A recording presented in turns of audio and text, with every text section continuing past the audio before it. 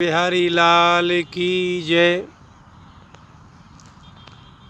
भारत में रहने वाले लोगों में से मुश्किल से 20 से 30% आदमी ही जानते हैं कि हमारे भारतीय संस्कृति का कितना महत्व है। वर्तमान में टीवी और पेपरों में बलात्कार के तमाम चर्चे भरे रहते हैं।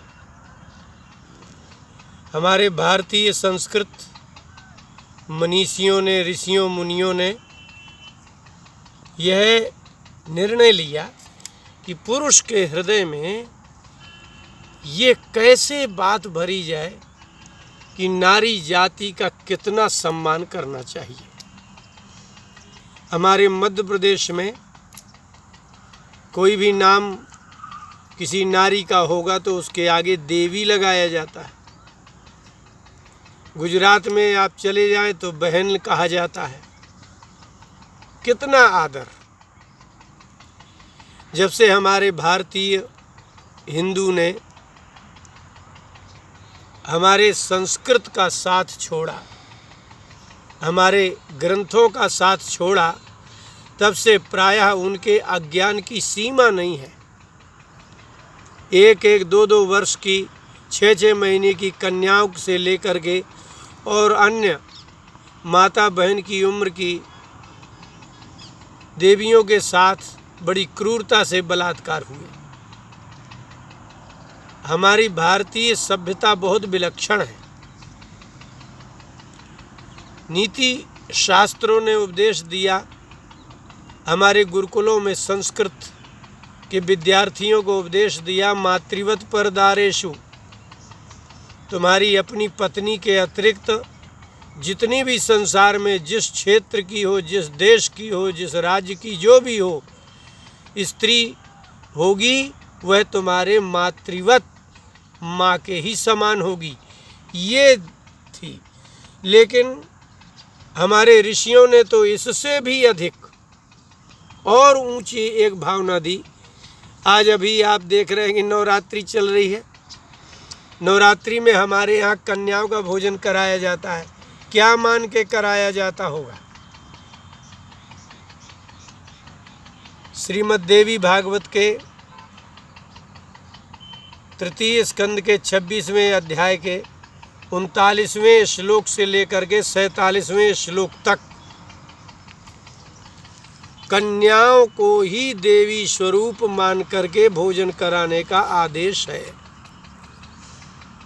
हमारे यहाँ कोई बालक पैदा होगा और उसको नवरात्रि देखने को मिलेगी तो वो किस दृष्टि से देखेगा कि ये कन्या नहीं, ये देवी है।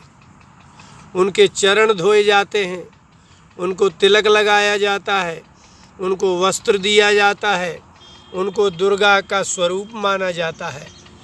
इतनी दिव्य संस्कृति हमारे किसी भी देश में नहीं हो सकती। इस पृथ्वी में मनुष्यों की अनेक प्रजातियां, अनेक देश हैं, लेकिन किसी भी देश में कन्या को भगवती दुर्गा का स्वरूप, देवी का स्वरूप नहीं माना गया होगा।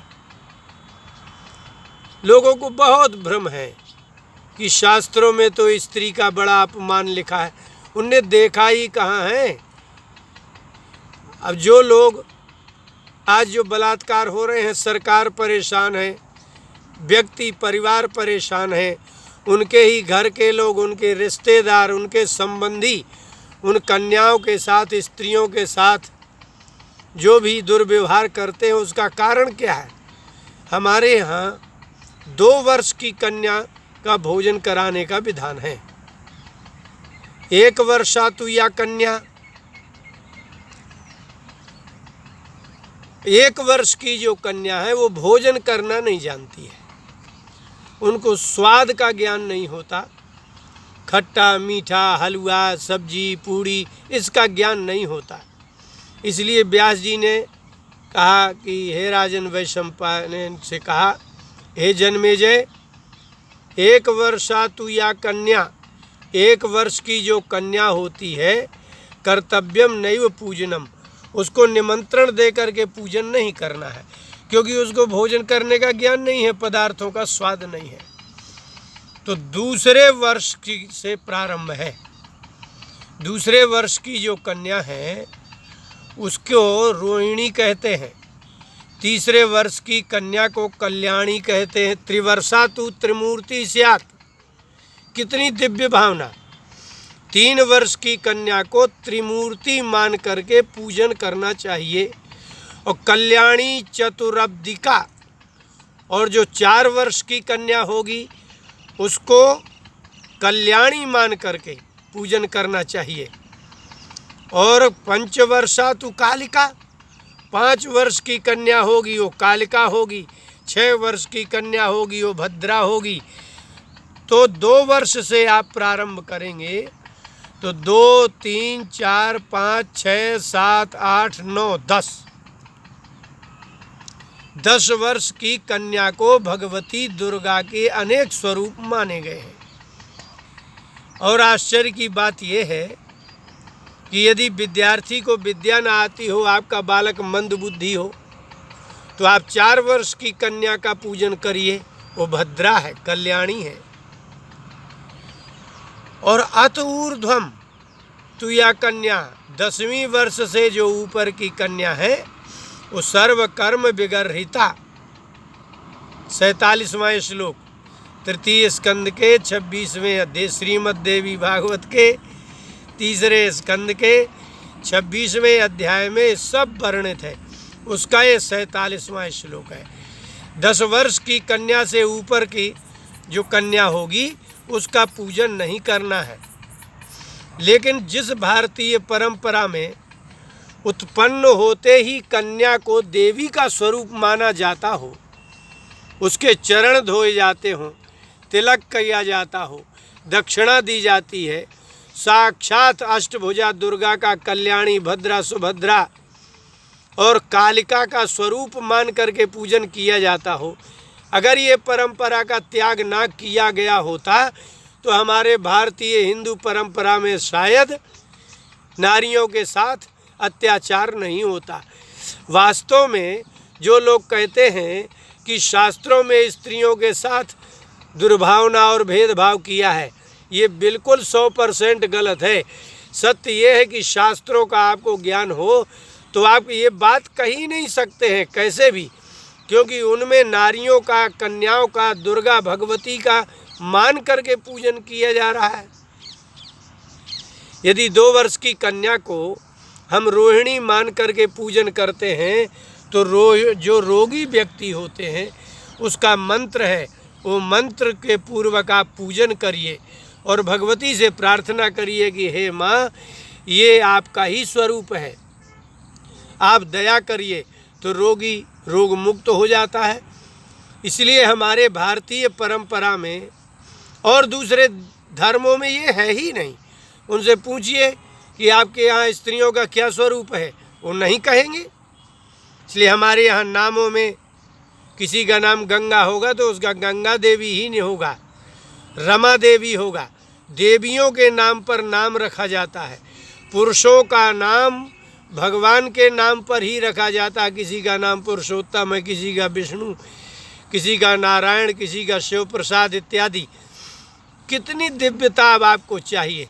लेकिन हमारे पुरुष और स्त्री के स्वरूप को ब्रह्मा जी का एक शरीर माना जाता है, माता पिता को साक्षात भगवान माना जाता है, यहाँ पीपल को भी भगवान माना जाता है।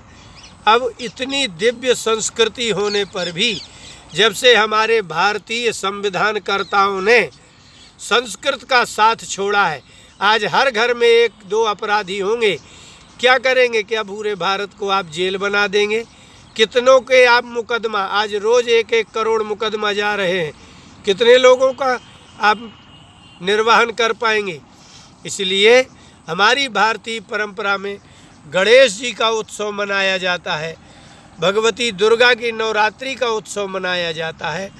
और इनमें एक और विलक्षण बात है, आपने वो कथा जरूर सुनी होगी कि गणेश जी और कार्तिकेय में वार्ता हुई कि पृथ्वी का ये शिव पुराण की कथा है। तो पृथ्वी का भ्रमण कौन जल्दी करता है? तो कार्तिकेय तो चले गए ब्रह्मांड का परिक्रमा करने, लेकिन गणेश जी ने अपने माता पिता की परिक्रमा लगाई और पूर्ण फल प्राप्त किया। ये कथाएं हमारे यहाँ बच्चों को इसलिए सुनाई जाती हैं कि कोई अपने माता पिता का तिरस्कार न करे और वह उसको माने। तो हमारे यहाँ जो भारतीय परंपरा में स्त्री और पुरुष और कन्याओं, स्त्री का जितना समादर किया है, जितनी मान्यता दी है, इतनी किसी धर्म में दी ही नहीं गई है। किसी धर्म में है कि किसी कन्या का पूजन होता हो? किसी धर्म में नहीं है। हमारे भारत में तो कितने धर्म हैं, लेकिन कोई है जो स्त्री के पैर जो है बचपन से ही। अब जब हमारे घर में कन्या का निमंत्रण होता है, हमारे बालक उनके चरण धोते हैं, उनको तिलक लगा करके प्रणाम करके दक्षिणा देते हैं, भगवती दुर्गा का स्वरूप मानते हैं, तो उनके हृदय में बहन का भाव जागृत होगा, देवी का भाव, भगवती का जागृत होगा। बलात्कार की संभावना ही नहीं होगी।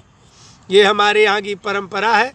इसलिए नवरात्रि में कन्याओं का 1 वर्ष की कन्या को छोड़ करके 2 वर्ष की कन्या से 10 वर्ष की कन्या तक आप पूजन करेंगे और भगवती दुर्गा प्रसन्न होगी और आपको रोग मुक्त करेगी, धन धान्य से समृद्ध करेगी। बोले वृंदावन बिहारी लाल की जय।